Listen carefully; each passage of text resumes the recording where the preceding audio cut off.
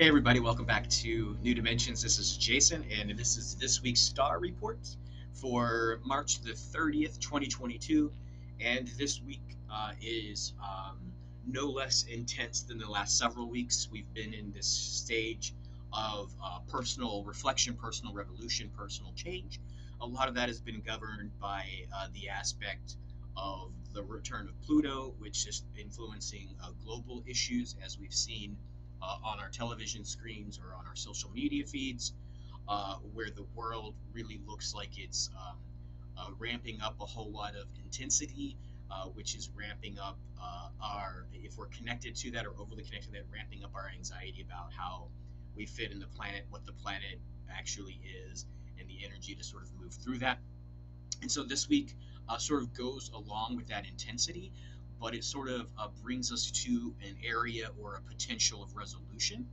And this week, especially the solar energy has been intense. And that's just solar weather, where we are connected electromagnetically as the planet and as beings sitting or standing on the planet. And then as the planet connected to the sun, there's an exchange of electromagnetism or plasma that goes back and forth. And so this week, today is Wednesday, so 2 days ago on Monday, there were several solar flares. And so solar flare energy will cause a couple of things. When they immediately flare, for the sensitive ones, like the metaphysicians like myself and those that sort of practice this inner contemplation, you might have started to feel stuff beginning Monday. Those of you who aren't paying attention might have even started to feel these things. They're not going to be intense storms or earth-threatening storms, but this energy would have there'd been two or three that sort of let off on Monday of these solar flares, and so those take a couple days to journey with that plasma and hit the planet, and so those are going to be hitting sometime this evening, Wednesday the 30th, and so those things for the sensitive ones, like I was saying, you would sort of feel brain fog. Maybe I had some brain fog and had to circle back. And so that brain fog and then also some heart palpitations would have been expected from the solar flare. And so those sometimes present themselves as anxiety or maybe even a heaviness, and you don't know why, that you're sort of feeling foggy like that. And that would have been a good reason why. And so when it hits the planet, it hits our electromagnetic shields or our little solar bubble, or I mean our planetary bubble, and it sort of charges the electromagnetic atmosphere around the Earth, and so that produces what they call solar storms, and those are usually the northern lights. So those in the northern latitudes will start to see a traveling down of the northern lights, and so they'll come lower in latitude when these storms hit this evening. Also, today Wednesday, um, today Wednesday, the energy is not only coming from the sun, which is going to hit us this evening, but the planet Venus, which is usually the brightest star in the sky for us. The planet Venus is affecting us right now too, right? So we're having Venus is a divine feminine energy, and we have the sun in Venus, so a masculine and a feminine energy that are both lighting us up right now. And so when we have that sort of combination, it's lighting us up for a couple of things. Um, Masculine and feminine union, so love, creation, and life itself, right? The sun produces life on the planet so that we can actually feed ourselves and continue to live. And so, pretty intense energy coming up that's leading us to a Friday, I believe, Friday, April the 1st. And it asks us that energy of Friday, April the 1st is a couple of things. April the 1st is celebrated here in the United States, maybe other places, I'm unsure. April 1st is celebrated as April Fools. And so the energy of Friday is really asking us to embrace the Fool. And so it's also a new moon day, so the moon will be dark, and so it's a time for new beginnings, right? So April 1st is having us embrace a new beginning with the archetype of the Fool, and also it's a Master 11 day. So we have this very intense energy that is giving us the ability, the potential to choose a lot of things. And just sort of touching on briefly, for those of you who don't know the archetype of the Fool is usually, especially in the practice of tarot, is the zero card, or the most powerful card in the deck, is how I like to experience it. Full of potential, meaning that it can do anything and it really cannot fail when honored properly.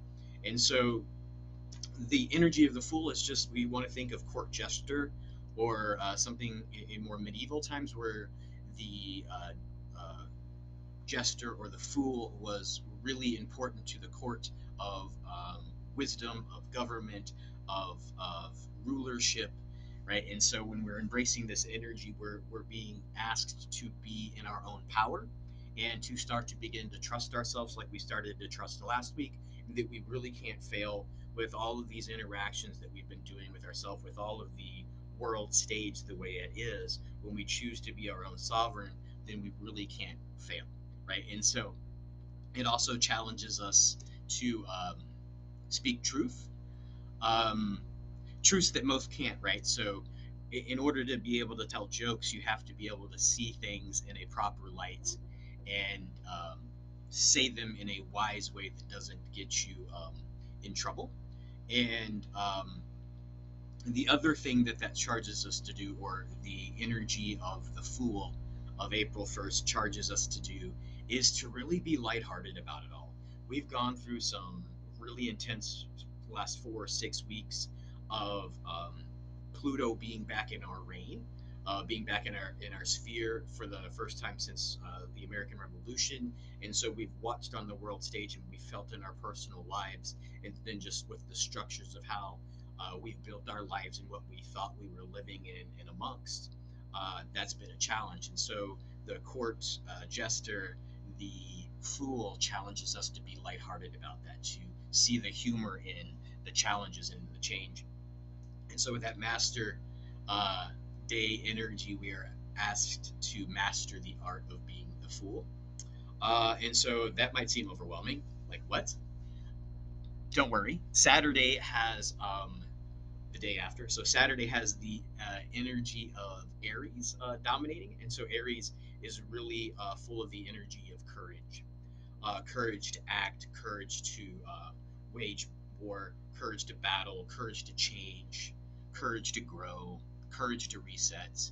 And in the season of Lent, leading up into the middle of the month, in April, for those Western Christians, it's the celebration of Easter, right? So this energy of the Fool is challenging us to resurrect our lives and giving us the courage to do so.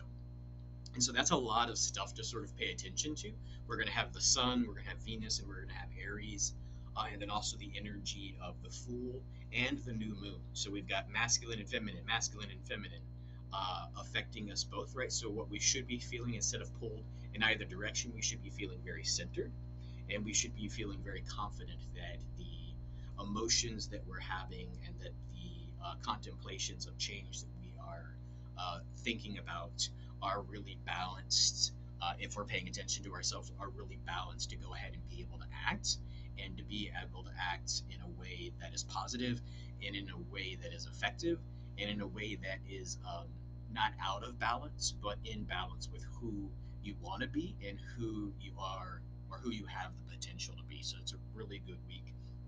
And just in case that's not enough energy moving through the week, on 4/4 of April, fours are usually this nice sort of complete balanced number, 44. And then if you just, like a lot of times in the West, right, 4/4/22, instead of putting 2022, that's going to be 4/4/4.